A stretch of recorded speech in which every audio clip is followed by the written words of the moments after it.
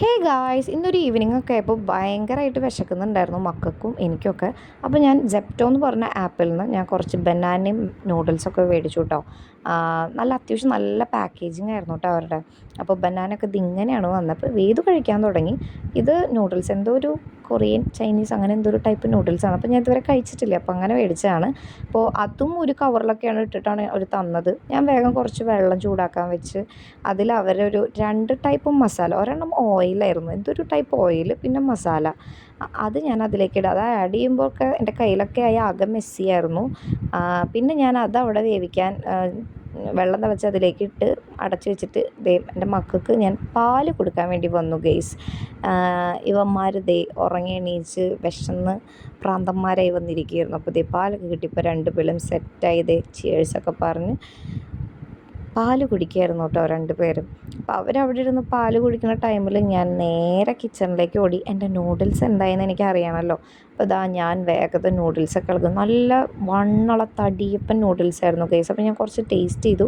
Spicy ആയിരുന്നു, എന്നാൽ വെന്തിട്ടുമില്ല. അപ്പം ഞാൻ വേഗം കുറച്ചും കൂടി വെള്ളം അതിലേക്ക് ഒഴിച്ചിട്ട് അടച്ചു വെച്ച് വീണ്ടും വേവിച്ചു. അപ്പോൾ കുറച്ച് ഈ ഒരു ടൈപ്പായി.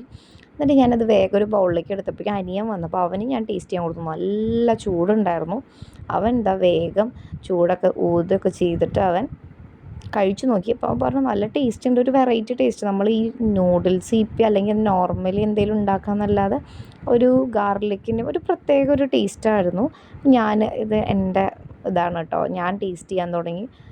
വായിൽ ചൂടോടെ എരിവോടെ വെക്കുമ്പോൾ ഉള്ളൊരു ബുദ്ധിമുട്ട്, അതായത് ചുണ്ടൊക്കെ ഇരിഞ്ഞിട്ട് അങ്ങനെയൊക്കെ ഒരു അവസ്ഥ. നല്ല ടേസ്റ്റും ഉണ്ട്, എന്നാൽ എരിവുണ്ട്, അതായിരുന്നു. അപ്പം ഞാനിത് ആസ്വദിക്കണം എന്നുണ്ട്, പക്ഷെ എന്നാലും ഈ ചുണ്ടൊന്നും അനുവദിക്കില്ല എന്നൊക്കെ പറയില്ലേ. അപ്പോൾ ഫസ്റ്റ് ബൈറ്റ് എടുത്ത് പിന്നെ നമുക്ക് കഴിക്കണോ വേണ്ടെന്നൊക്കെ തോന്നുമെങ്കിലും പക്ഷേ ടേസ്റ്റ് കൊണ്ട് നമ്മൾ കഴിച്ച് പോവും. അടുത്തത് ഞാനിത് കാലിയാക്കൽ സെറിമണിയിലേക്ക് കിടന്നു. എനിക്ക് ഭയങ്കരമായിട്ട് ഇഷ്ടമായി, പക്ഷെ ഫസ്റ്റ് ആർത്തി കൊണ്ട് കഴിച്ചുകൊണ്ട് ചെറുതായി നാക്കൊക്കെ പൊള്ളിയോണ്ടാണോന്ന് അറിയില്ല, എരിവിനൊട്ടും താങ്ങാൻ പറ്റാത്ത പോലെ. ഇതിലും സ്പൈസി ആയിട്ടുള്ള നൂഡിൽസൊക്കെ ഉണ്ടെന്ന് എനിക്കറിയാം. ഞാൻ വേഗം ഫ്രിഡ്ജ് തുറന്ന് എന്തെങ്കിലും ഉണ്ടോയെന്ന് നോക്കി ഞാൻ വേഗം മാങ്ങ എടുത്തു കേട്ടോ. ആ മാങ്ങയാണെന്നുണ്ടെങ്കിൽ കട്ട് ചെയ്യാൻ പറ്റുന്നില്ല ഗൈസ്. അപ്പം ഞാൻ ആ മാങ്ങ അവിടെ വെച്ച് രണ്ടാമതൊരു മാങ്ങ എടുത്തു. അതും ഏതാണ്ട് ഇതൊക്കെ തന്നെ അവസ്ഥ, കട്ട് ചെയ്യാൻ പറ്റില്ല. ലാസ്റ്റ് എനിക്ക് ദേഷ്യം വന്ന മറ്റേ ഇടികല്ലിലിട്ടിട്ട് കത്തി 2 ഒരച്ചിട്ട് പോയി നോക്കിയപ്പോൾ അടിപൊളിയായിട്ട് സ്മൂത്തായിട്ട് മാങ്ങ കട്ട് ചെയ്യാൻ പറ്റുന്നുണ്ടായിരുന്നു. വേഗം മാങ്ങ ഒക്കെ കട്ട് ചെയ്ത് ആ മാങ്ങയുടെ അണ്ടിയിടുന്ന ഞാൻ വെറുതെ വിട്ടില്ല, അതും ഞാൻ തിന്നു കേസ്. എന്നിട്ട് അടിച്ച് പൊളിച്ച് ഞാൻ മാങ്ങ തിന്നണം. 3 മാങ്ങ കൊണ്ട് പല്ലിൻ്റെ ഇടയിലൊക്കെ കയറിയിരിക്കുകയായിരുന്നു. 2 പീസ് കഴിക്കുമ്പോഴേക്കും എരിവൊക്കെ മാറിയിട്ടുണ്ടായിരുന്നു. അപ്പോഴത്തേനും എനിക്ക് കോൾ വരുന്നുണ്ടായിരുന്നു ഹസ്ബൻഡിൻ്റെ, അപ്പോൾ അതൊക്കെ നോക്കാൻ പോയി. അപ്പോൾ ഇതൊക്കെയായിരുന്നു എൻ്റെ ഈവനിങ് വിശേഷങ്ങൾ.